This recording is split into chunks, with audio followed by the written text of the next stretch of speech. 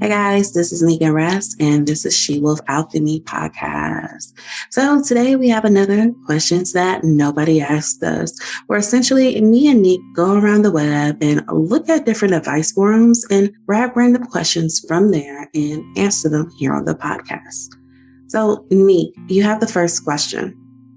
It says, going to be seen working in small town with my ex. That is the title.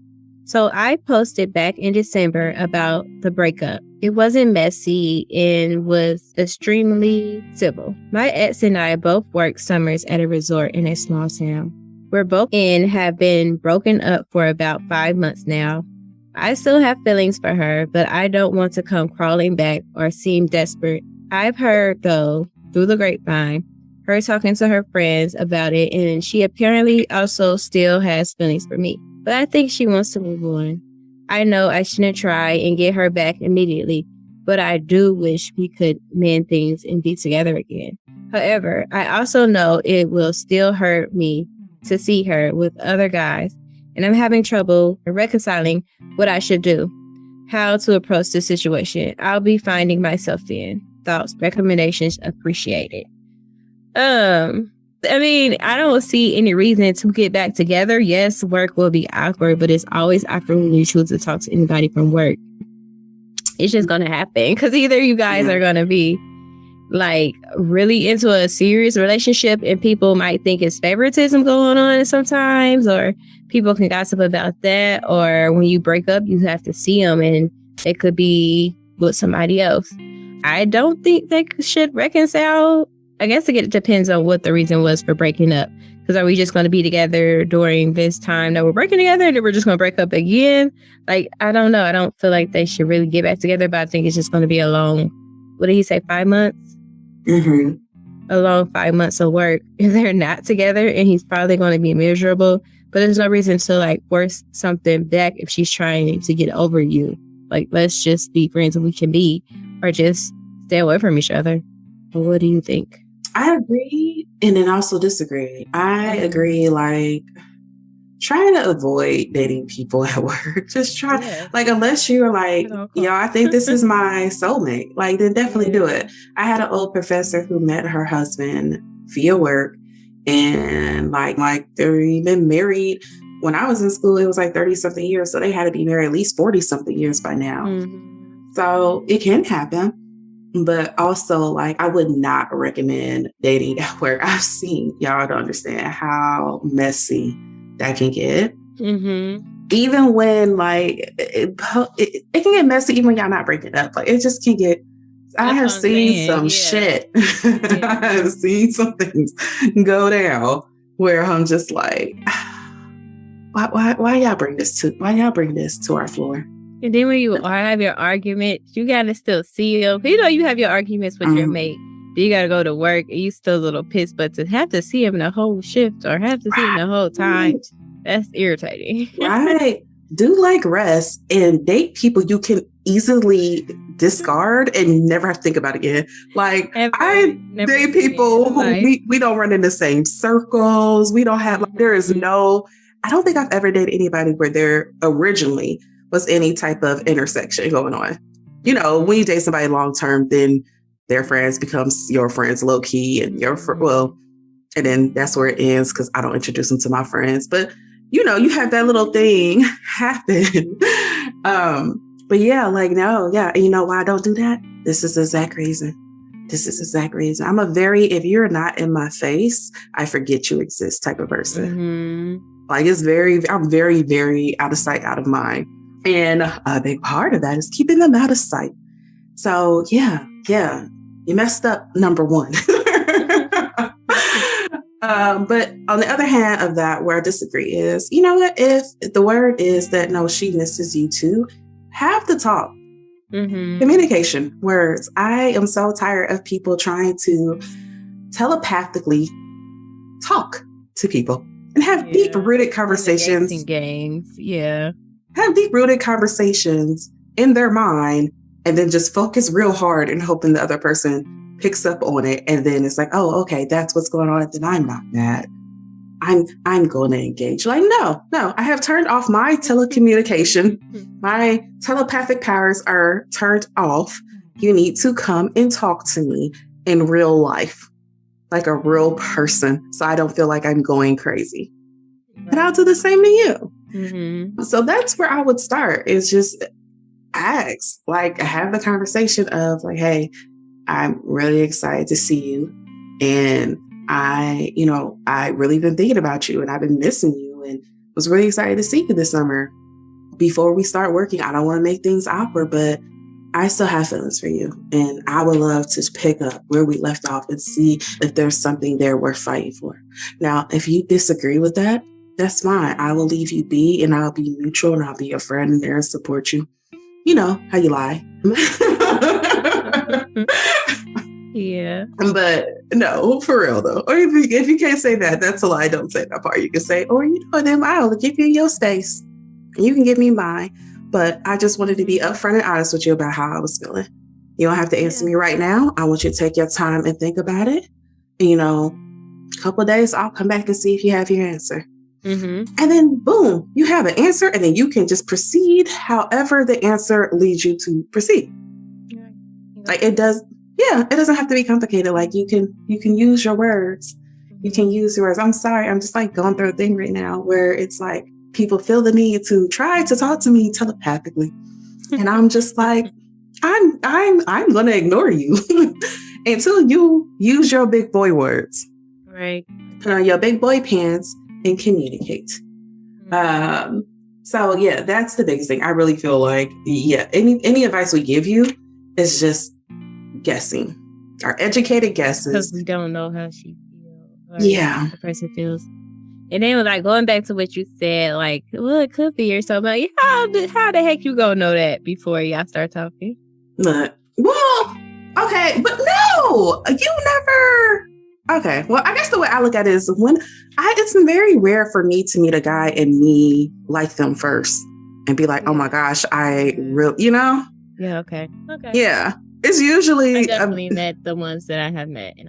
Right. The ones I have met that I had that type of feeling for where it was my own idea to like them. Mm-hmm. Like it wasn't them trying to convince me. And I was like, he made some valid points. Yeah. The ones I came up with it all by myself. There's only been like 2. Mm-hmm.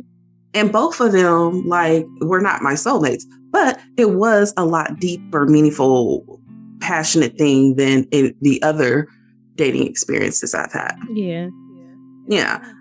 So yeah, you might not know it's your soulmate, but when it's I'm bored and they're cute. Let's see what happens. Let's just see how this goes. Right, because I've seen that in the workplace too many times, and I was like, so you was about to mess up your money because you was bored? Mm-hmm. There's so many men outside this door for when you're bored. Right. Yeah. Okay. Yeah. Yeah. That's all I mean. Don't sacrifice for those where you're just like, he kind of cute. I ain't doing nothing. He's persistent. Anything else, right? Yeah. Don't cause drama in your workplace for that. Mm-hmm. Okay. So let's go on to the next question. Okay, guys, bear with me. This one's a little bit long. It starts off, hey, everyone. Not usually need to seek advice online, but really not sure what else to do. I'm in a 7-year relationship, engaged, stepson, and a son together. Living in a nice house, and we both have good jobs. Since the beginning of our relationship, it's always been me that initiates any kind of intimacy, whether that be a hug, passing kiss, or even sex. I manage with this as my partner says she struggles to do it because of the way she feels about herself, confidence, etc. Therefore, I've just tried to accept that this is how it is. Yet often anxiety about it catches me up and I have a bit of a small meltdown where I feel I'm just not enough for her, etc., etc.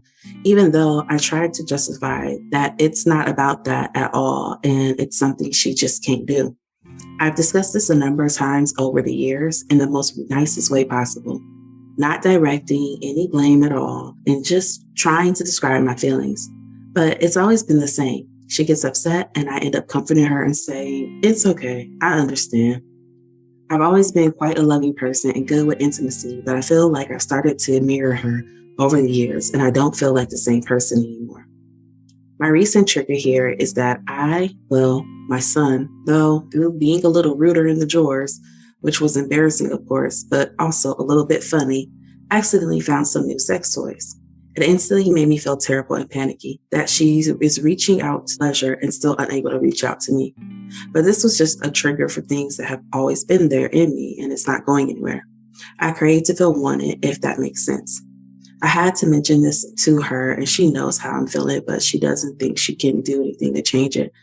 And she also got upset, of which I comforted her and apologized. Our sex life, I know. Same thought. Back to the story. Our sex life has always been good with plenty of foreplay and satisfaction, but it's always been from me leading everything from start to finish. Even grabbing for a quick kiss in the kitchen is always me, along with the foot rubs and the massages, and it's always just a bit awkward and rare these days.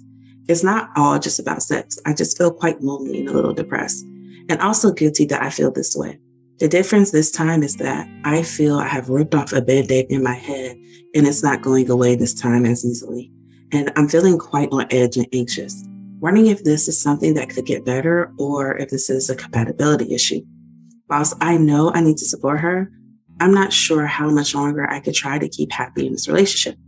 I have been going through pockets of resenting and initiating anything that's not bothering. I know some of these issues are mine, and the way I'm wired, just no idea on the path ahead. Anyone else share any similar stories here or any advice? It was a lot. That was a lot. I have a couple thoughts.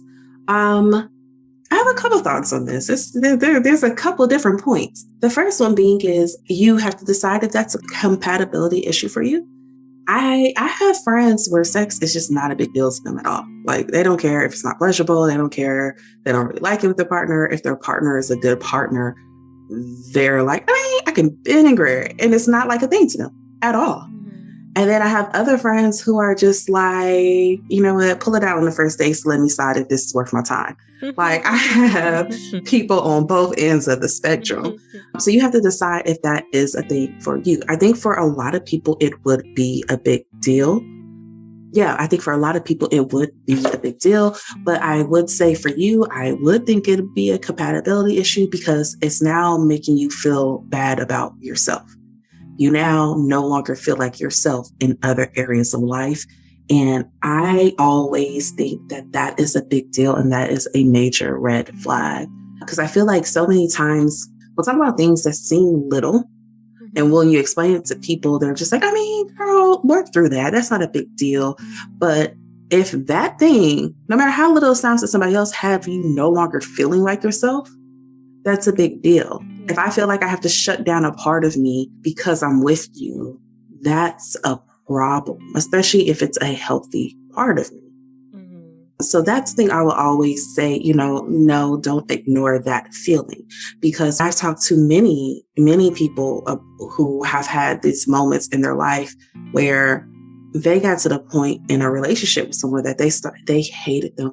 And the reason they hated them so much is because they let something move past the point of we can walk away from this and be neutral to the point of I hate who I am with you, thus now I hate you. Because when it starts affecting how you feel about yourself, that leads to resentment. When you have that type of resentment, that leads to hate and anger towards the other person. I have seen some of the most bubbly, sweetest, daintiest people be in relationships where they're unhappy and feel they need to stick it out when things aren't changing, turn into mean, passive-aggressive bullies. Yeah. And they should have just left, or, I was about to say they should have talked about it, but he talked about it and he's brushing it off. And that's a concern. Yeah. Like, at some point, if this is a big enough issue, you love this person, you want to make it work with this person, she also has to meet you at the middle ground. I am concerned because it feels manipulative, at least the way this version of the story we're getting. It feels manipulative to cry every time it's brought up and then turn into the victim. I'm very concerned about that. Right. I noticed that that's not the terminology you use. You use very faint words of, oh, now I feel bad because I made her bad. But like, there's some manipulation. There's some emotional manipulation going on. I don't want to talk about this. Let me just cry real fast. Yeah, there's some, and it might be a deeper thing. It might be an issue of like there might be some past stuff that happened to her that you don't know about. A lot of times, even with partners that women have been with for long time, sometimes it's really hard to bring up anything relating to like sexual abuse or being in dangerous, risky situations where, you just had a moment where you recognize as a woman. I would tell you right now, I would say 80% of the females that I know, just know, now this is even people I'm in like close bonding with, have had a moment in their life where something has happened where they're left alone with someone and they realize how little power they had over their own body. Right. Yeah.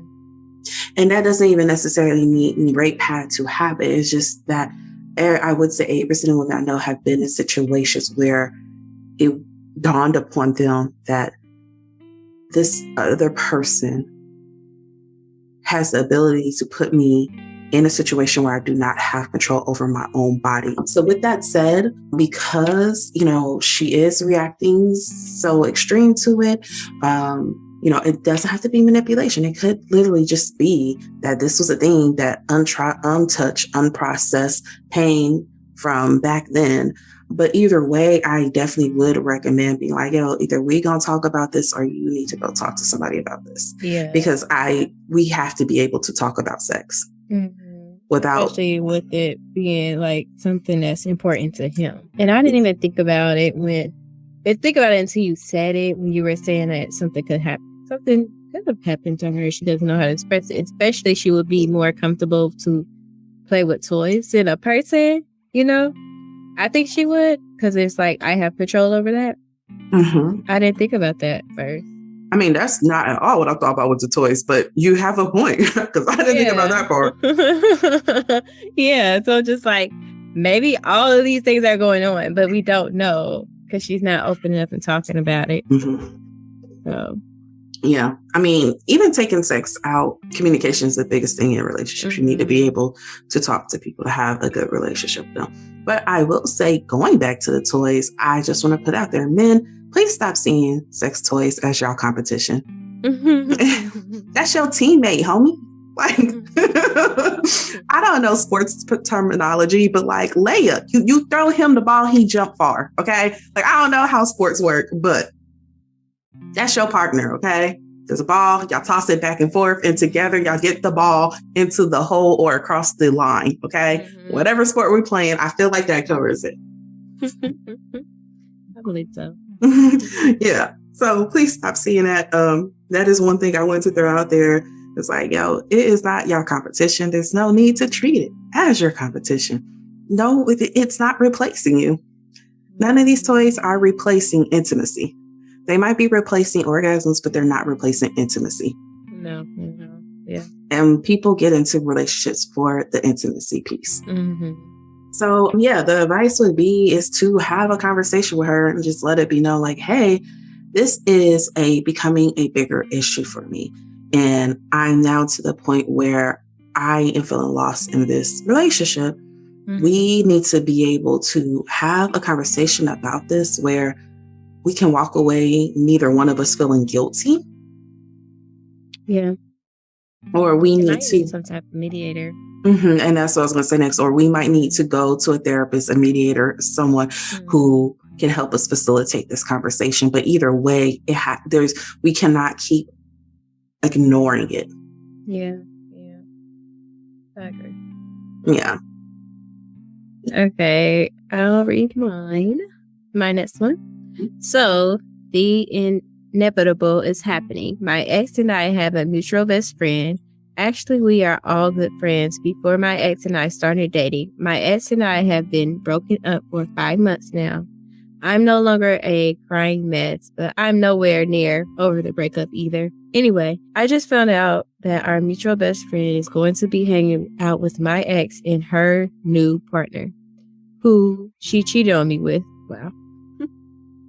Our mutual friend has every right to hang out with them, and none of them thinks our mutual best friend should choose one of us.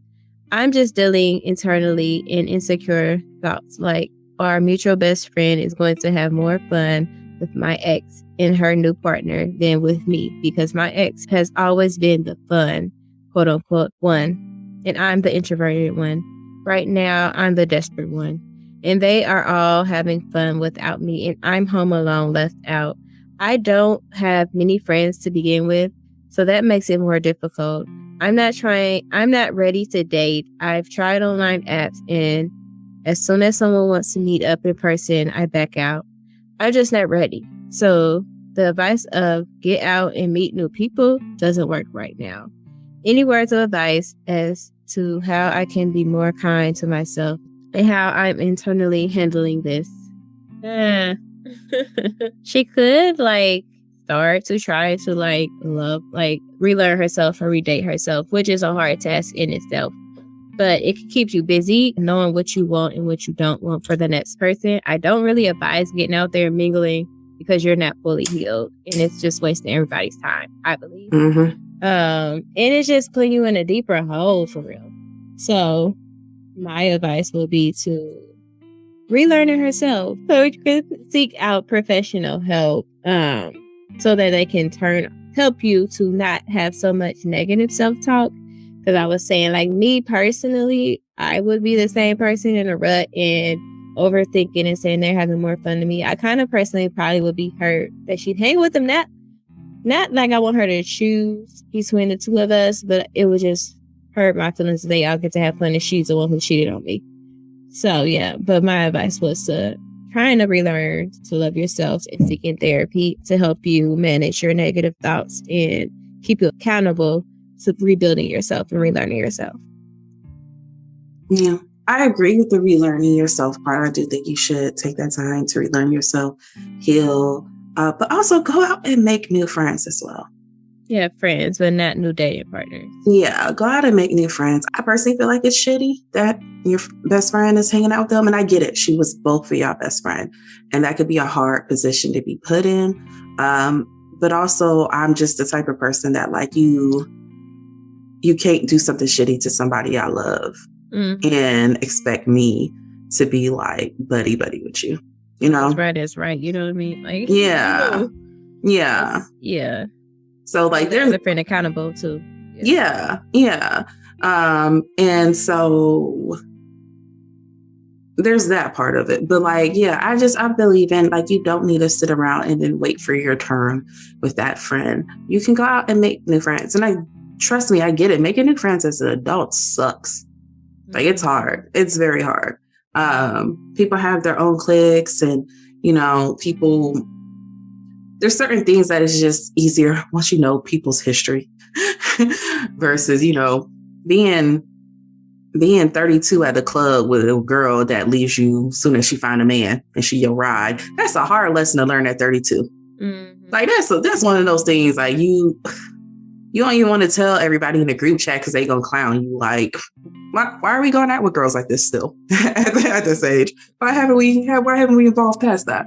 So I get it. It's hard, but it can be done. Joining a gym that has a group, because joining a gym in general, no. But if you go to a group class at a gym where it's the same of y'all going every week at every time, so forth, you guys will eventually learn names.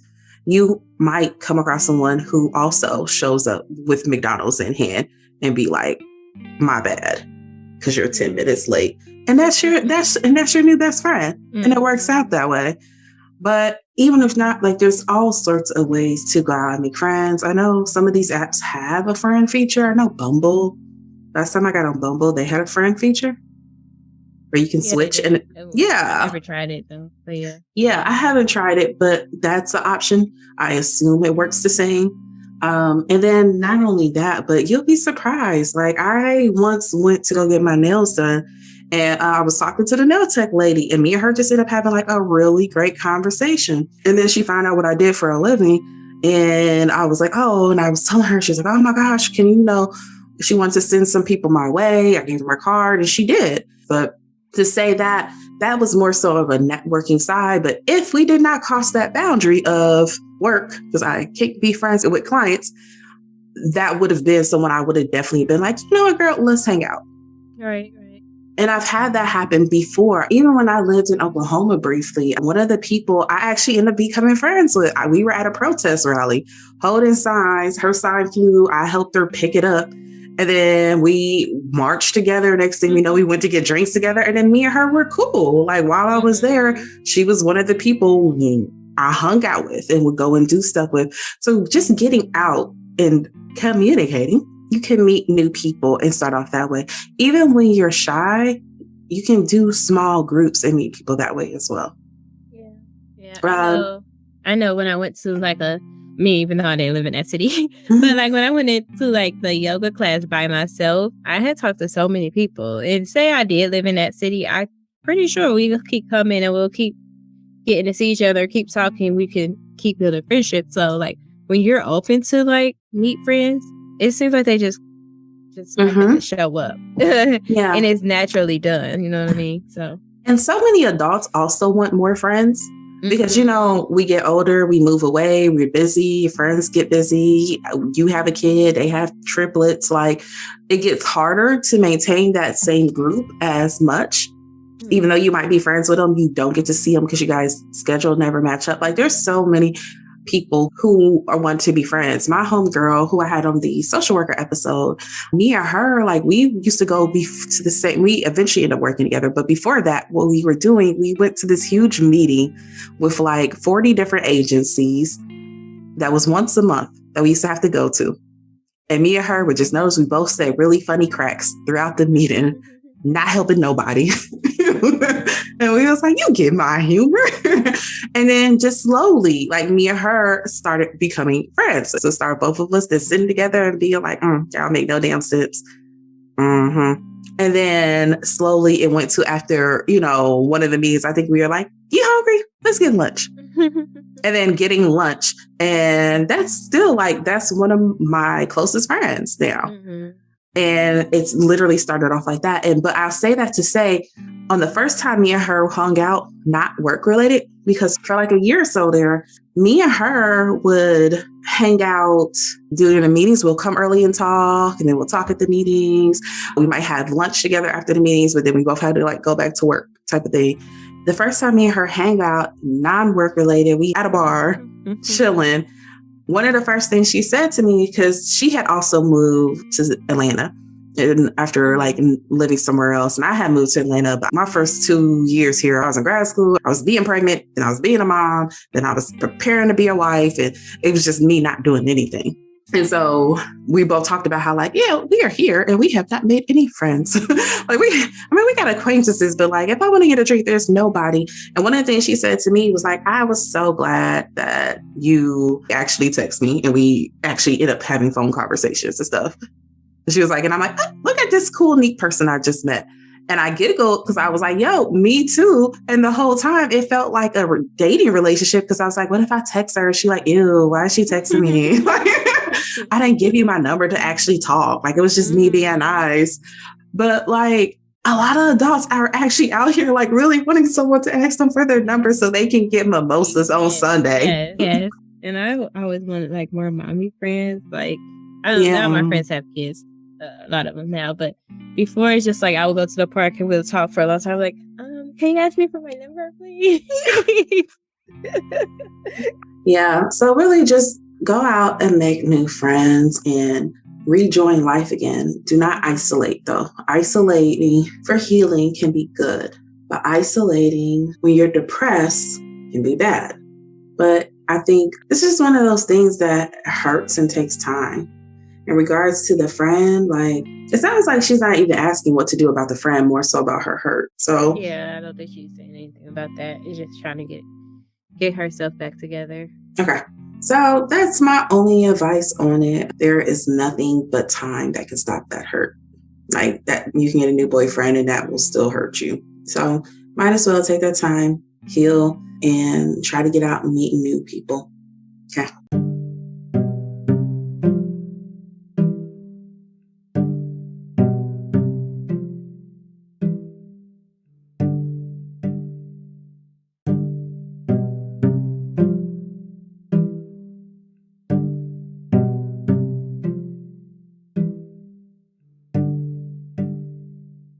All right, I have the next one.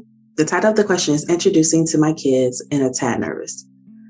It's likely that my significant other will fly out to see me again soon. The first time we met was in a neutral city. This time he will be flying to my home and staying for roughly 3 weeks. This will involve introducing him to my 10-year-old daughter and my 8-year-old son. My kids both know about him. However, I have kept most things separate, partly because I separated from their father just before my significant other and I got together about a year and a half ago, and partly because I don't really know how to include them in a long-distance relationship. I'm nervous about him staying here because my 10-year-old daughter already says things like she hates him and doesn't want to see him, etc. I am firm and tell her I won't tolerate rudeness and I expect her to meet him. Both kids are saying they will just stay with their father for the time when my significant other is here. Part of me thinks it will be easier if they stay with their father, but I also know that we need to face the situation. I don't want to give my ex the power of having them so much. Currently, they spend most of their time with me. Also, significant other does not have any kids of his own. So I'm just kind of looking for some advice and support on how to carefully handle this situation. Of course, I want to go as far as they can. Any things to consider or words of advice would be greatly appreciated right now, as I'm feeling a bit nervous. Thanks. So girl, I feel you. I do not know when is the right time to incorporate a partner into your child's life.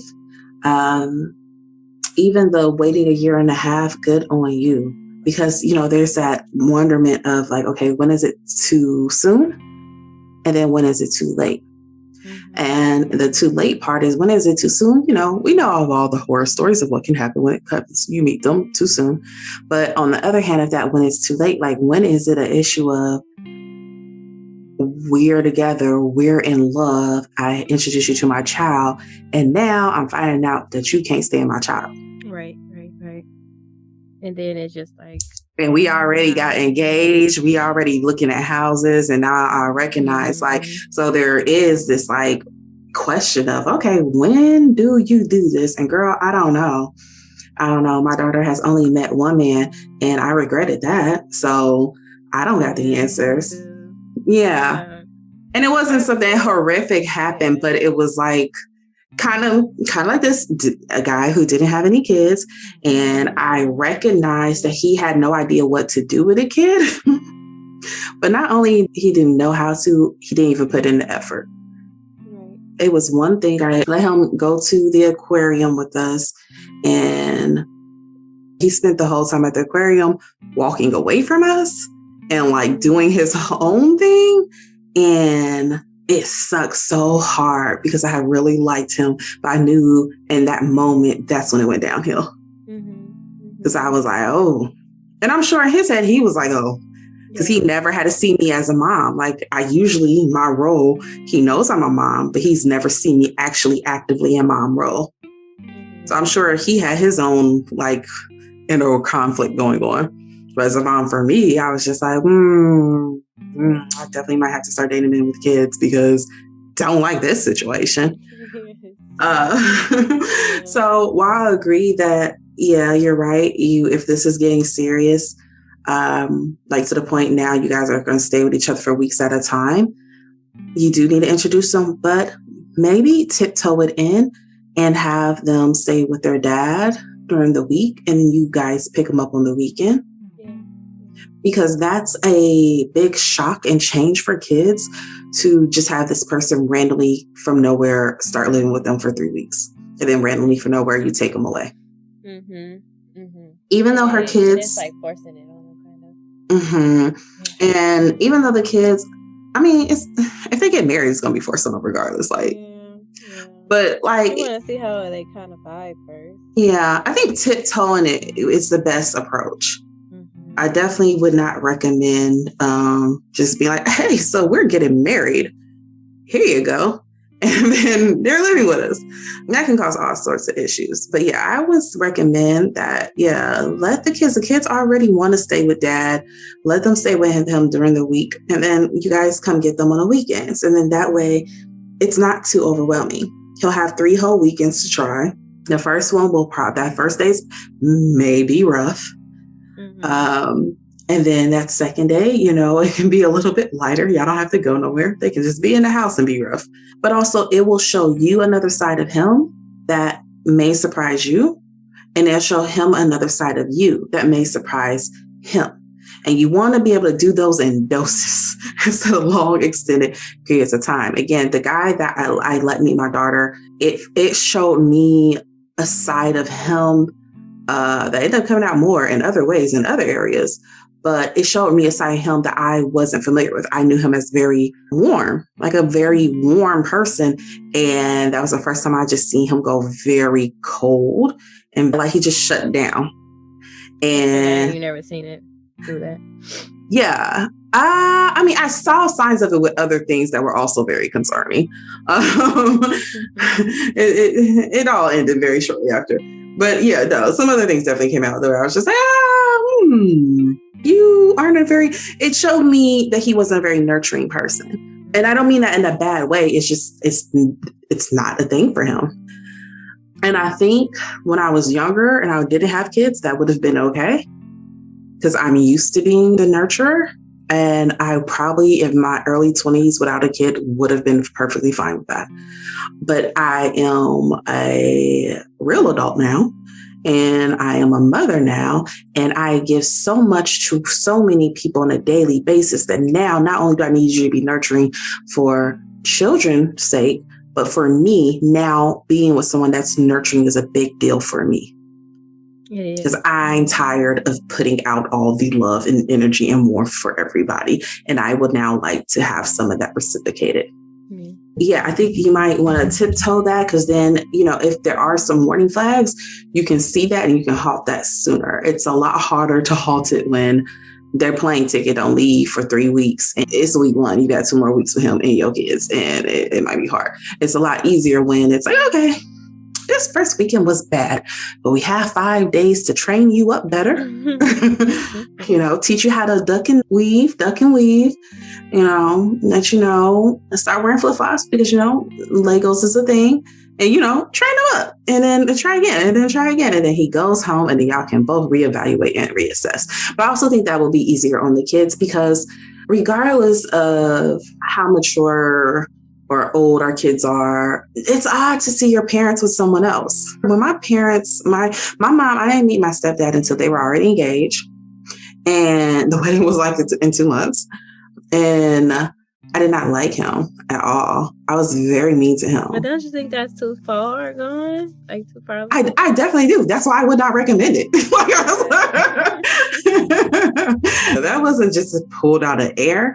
But no, it worked out good. Like my stepdad is who I refer to as dad. Like when I say dad, that's who I'm talking about most of the time. Unless I say like in a stern, angry way, then no.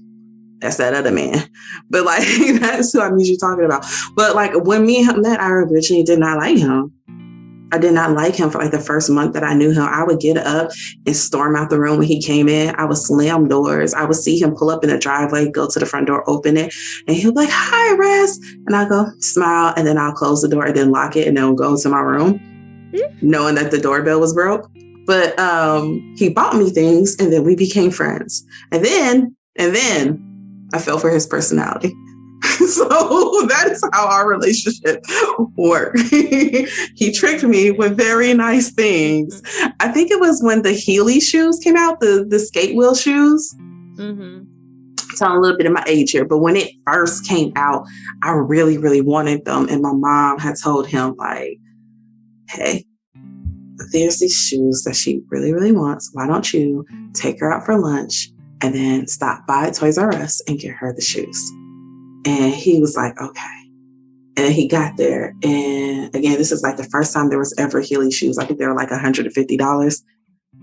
And he was like, "Oh, okay. Okay."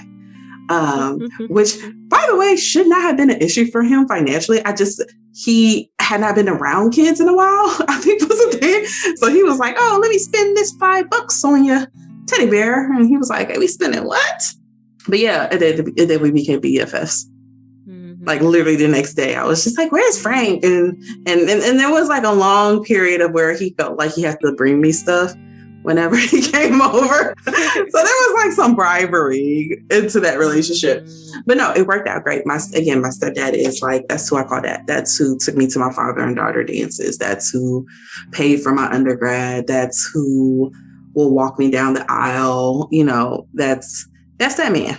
Mm-hmm. So you can't make that type of work. I would recommend, though, so he does not have to bribe them, to just let there be a slow build instead of forcing it on everybody for an extended period of time. Yeah. I think that too, like just progressively doing it. Because I've been in so many situations. I've been the standoff woman who meets the kid. And I'm like, I don't know if I like this kid. Because I was single. Are we talking about that bad kid? Yes. Okay. That kid was bad. Even if the kid was good, I'm not sure I would have liked him either. That's not true, because you met a guy with I was older, though. I was only like 21, 22 back then. So 28, 26, 27, 28. I calmed down. Like, I met him when I was getting out of a bad relationship. So I was just trying to be serious. He shouldn't have probably let me meet his kid, unfortunately. Yeah, so that's another unfortunate part. You need to make sure these people are on the same page and where their head is, because you don't need to let everybody meet your kids. And I've been on the other side where it was very easy. I mean, they liked me. When they first met me, it was kind of quiet, a lot of quiet. And I still wasn't even used to kids at that time. Because I remember I was sitting in the back on my phone and he said, "Can you come in the front and sit with us?" I don't even know why I was doing that. I just don't feel like I was used to being around kids. But it worked out.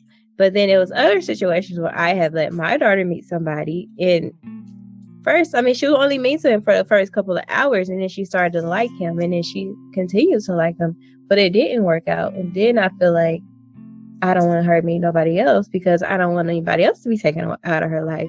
So it's never like a cookie cutter way to do it at all, because it could be too soon and they fall for each other, but it just doesn't work with that person, or too late where everybody just hates each other. And I wouldn't want to be in that situation. Thank God I haven't been in that situation yet where my daughter and the person hate each other, and I'm madly in love with this man or something. Yeah. So it's no like clear cut way to do it. So it's just, like you said, easing into it would be the best option. Because even like the 3 weeks, that's a long time. I know I stayed with somebody for a week with their kid, and that was a lot for the kid.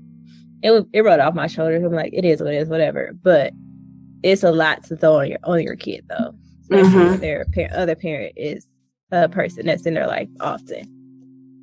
So, yeah. And that's something we need to keep in mind, is that how this is going to affect the kids and not so much the other person. Because I guess the other person, but they need to be the second thought, because that's a really weird feeling. And it's something I think about all the time when it comes to my daughter. My daughter, she met one guy, and you know, he was off doing his own thing. I don't know what was going on there. But she to this day, she has never seen me kiss anyone besides her father. And she was a, baby. So she really has never seen me be in a relationship. Now, her father, luckily, he was in a long-term relationship. And so I think that kind of helped, because she got used to his partner. And I was able to see kind of how that worked out for her, too. And it seemed like she handled that well. But it's something I know I am actually like, damn, one day this is going to be a thing. And what are we going to do about that? Right. Right now I have a house full of girls. So she still, there's still certain things that certain things got to change about our lifestyle if a man enters. And I have no idea how to make that transition. But I would definitely say, yeah, I would imagine. I still don't know what would be my daughter's response if a man held my hand in front of her. Have no idea what her response would be.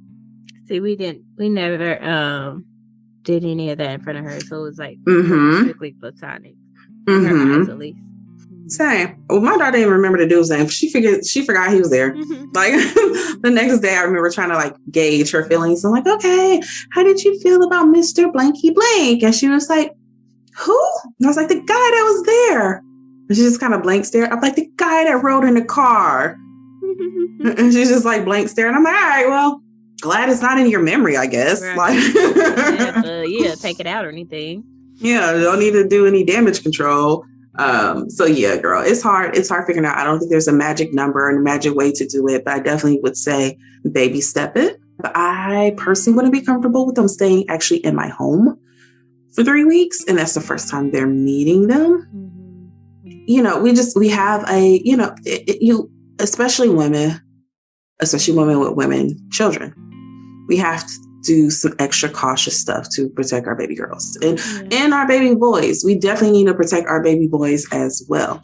There's certain things that you have to, take into account of and not kind of look at as, oh, that will never happen to me, or that will never blah, blah, blah, blah. I did defects in my earlier years, and most of the cases I came across were from mom's boyfriend harming the child in whatever way that was. So definitely think 3 weeks might be kind of long. I personally probably would be like, there's a hotel around the corner. Yeah. But that might not be affordable. So if that's not though, I would definitely, let the kids go stay with their dad and you guys come get them for a day or two here and there. So you can do it that way and go from there. I agree. Okay. Hi, all. I've had a miscarriage and didn't want to try again. The whole miscarriage nearly killed me, and the whole idea of pregnancy and childbirth scares me. He knew that I don't want to have a baby, but now I'm scared that he's going to leave me. So she's basically asking, what should I do? I think this is a talk to be had with your partner and saying, like, is it okay if we don't have kids? How would you feel about that? Some people are totally okay with not having kids, or some people thought they wanted to, but they honestly would rather have you in their life than having a kid. But some other people might no, that's what I want. I love you, but I have to find somebody who wants to do this with me. Either way is their choice. I don't really feel that it's selfish. I mean, I understand. I don't know. I don't feel that it's selfish because in the end, you will be hurt unless they're open to adopt or open to go other ways. But with her saying she's even scared, you have to have that serious talk then. Yeah. Because she says she's scared of, not just childbirth, but also, I thought she said too. She did say that, right? The whole idea of pregnancy and childbirth scares me. Okay. So I wonder if she's open to having adoption, or if he's open to having adoption, which those are other options that you guys can talk about. But you have to have this talk and not just be in the back of your head I wonder if he's going to leave me. I know when I was younger and I had a procedure, and at that time they told me that I might not be able to have kids. I know I only have one ovary that works out well. And the person that I was dating at that time, I did tell him, because I did cry, what if I can't have kids? But he was okay with it. If I couldn't, those were his words exactly. I'd rather have you here than trying to have a kid. But later on, after we broke up, clearly he had a kid right after me. But anyways, we did talk about it. So it's something that can be talked about. And it has to be an honest conversation. It can't be sugarcoating for the moment. It really has to be honest conversation. Because that's a deal breaker for some people. I agree with Nique. Conversation. Our answer for today is conversation for everything. In case you're wondering. So that's really all these questions. Yeah. Go talk to that person, please. Thank you.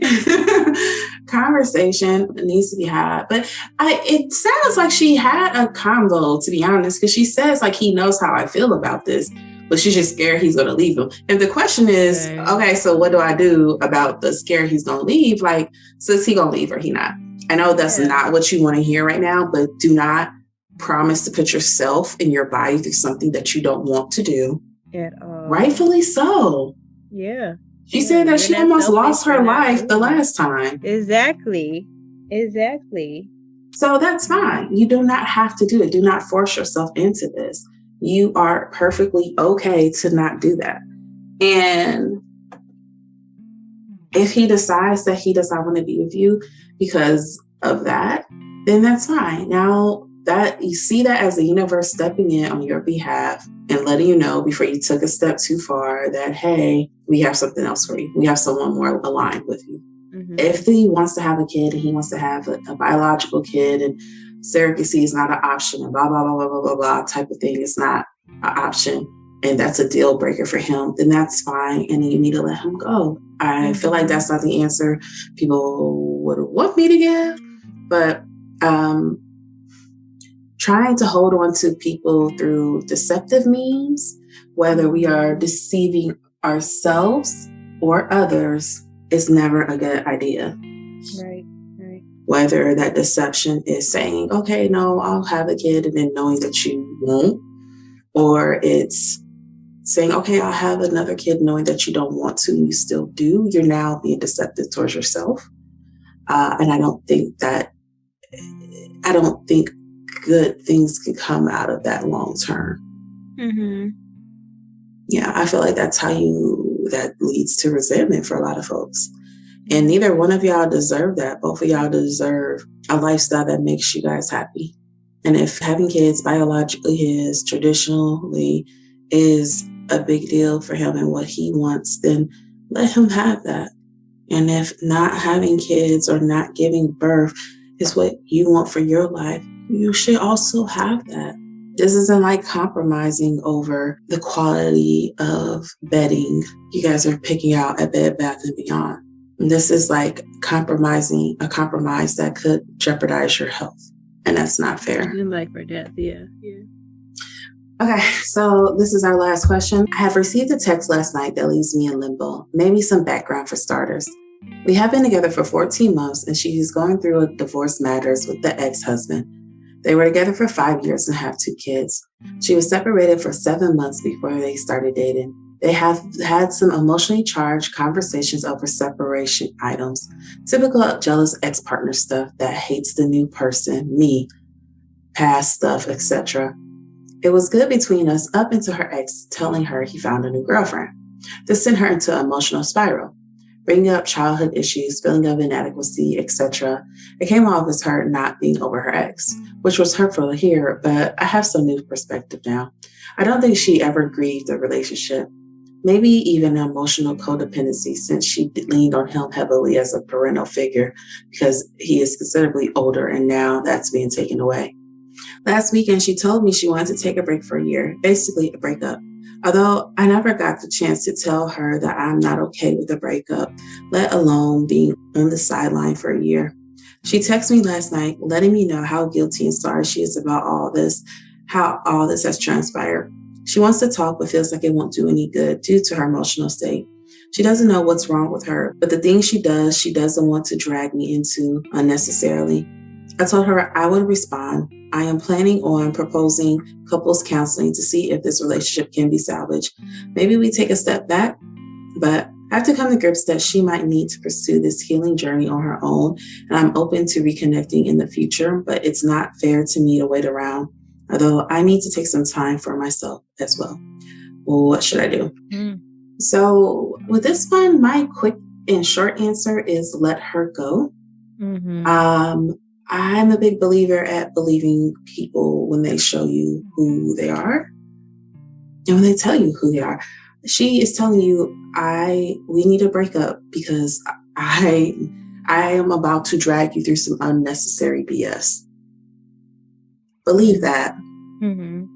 Believe that and walk away. I have been that person before, and I've also been on the other side of that. And in both situations, my response to the other person would be walk away. When I have been the person who was a hot mess and still dealing with a whole bunch of other stuff emotionally, and I was telling that person like, yo, just leave me alone, walk away. I'm not in a point in my life right now where I can be a partner. And they just kept insisting they would love me through it. Guess what? They ended up in therapy and they blamed me. So the cycle of therapy continued. But no, because I was not emotionally well at that point, and I wasn't capable of being a good partner at that point. And I told them that, and they decided they wanted to stick around. And at the time, I did not have the emotional intelligence to know that that was a bad idea. I was like, oh, he really loves me. But all I did is drag him through more BS, for us to still not end up together. And now he has emotional wounds he has to deal with. And that was unfair to him. Yeah. And even myself, when I have been through that as the person who loved someone who was not ready to be anybody's partner, that had a lot of BS and a lot of emotional stuff that they needed to figure out themselves and deal with. And I was the one to step up and be like, no, I super ones. I save and I heal broken men. That is my superpower. Yeah. Guess what? It didn't work out. So yeah, I wouldn't recommend it from any side. When a person tells you that, it's not them pushing you away, hoping that you come closer. No, it is a time that person actually does need to heal, even if a person is doing that as a way to, but do not stop your life for somebody if that is not your lifetime partner. Mm-hmm. I think with her just telling him, like, you know what, let's break, or I need space for a year. Nobody's saying sit there and wait for her. Mm-hmm. You could build on yourself, you can work on yourself. But I think in the back of his head, he's always going to wait for her. She said she needs a break, right? But she said she needs a break for a year. Yeah, she needed a break for a year, and I just don't believe in year-long breaks. I don't believe in breaks as adults. Let me just be very clear. I'll give her some credit, but you doing breaks, so you're not breaking up. So yeah, I don't believe in breaks either. I don't. For what? What do you get? What do you get out of the break? I am not. Look, I love, one of the things I like tell other women to say to these men's face, I am not, again, you cannot put me on pause, nor am I something at Kmart. You cannot put me on layaway. I am a whole human being. I am not a bag of potato chips. You cannot wrap me up and save me for later. I'm either being eaten now or I need to use a different term. Okay. Right. I heard it and I was about to keep going. I was like, no, we're all adults. And then I giggled to myself and was like, nope, see, you're still not an adult. Change the term. Can you eaten now or eaten later? No. But no, like, you either are going to play the game or let somebody else take control. Like, stop being selfish. Like, yeah, that's your time to just leave. I mean, it's not probably easy for him, but that's what you're gonna have to do, because she's got to get it together, get her stuff together. And if you did love her, you'll give her that time too. And just know that if it's meant to be, it will happen. But don't stop your whole life for it. That's what I say. Yeah. And take that out. Yeah. I don't know. I don't think I ever was like, no, don't leave. I don't think I was ever like that. Well, she's not saying don't leave. She's saying, please leave. Please give me seconds. Him, like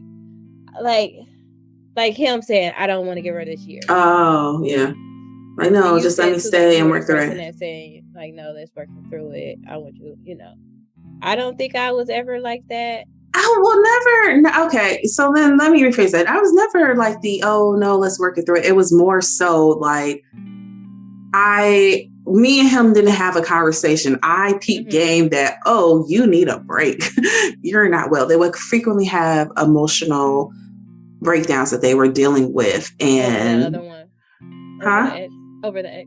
Not over ex. No. It wasn't over ex. It was just them and their own thoughts. But they were going through that, and they would have moments of like, why do you even care for me? Why do you even love me? Like, I'm bringing you down. I'm no good for you. And I'm just like, I'm okay, because I'm Bob the Builder, and we can fix it. Like, I was got this super hoeing through all the men with mother issues all through my 20s. It's okay. I'm going to find a man with mother issues that he's already working through with his therapist. Let it go. Yeah. So, yeah, no, not the over the ex thing. No, I personally, no, my ego won't allow me to do that. If there's an ex. I wouldn't even think you would. That's all. Yeah. No, there's an ex, like, no, you do it. Go on. I am going to do like Elsa.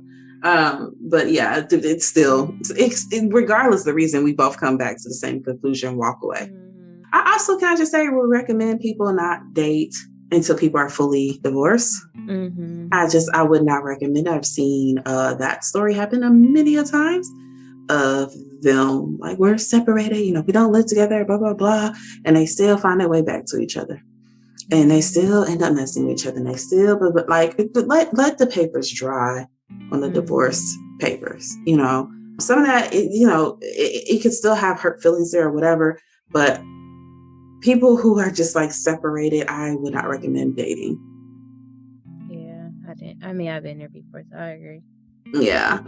I mean, most of my homegirls have. Like, all of us had a period of being dumb or like really, really falling for somebody, or simply like being so like casual that you're like, oh, I mean, okay, or whatever. We're just dating. I'm not trying to marry you or whatever. But even in those situations, for those people, it was a matter of, it still got messy at some point, and they were just like, bro, ain't nobody trying to deal with this. It's like, why? This woman's at my home. I don't want to deal with this. Yeah, wait till the papers are fully signed. So that is our episode for today. Hopefully you guys have enjoyed. If you haven't already, go back and catch up on all season 2 and season 1 episodes. We greatly appreciate it. Keep on leaving reviews on Apple Podcasts. Leave us some review with some words. Follow us on Instagram at SheWolfAlchemy. And then other than that, guys, you'll have a new episode from us next Thursday. Yeah. Bye.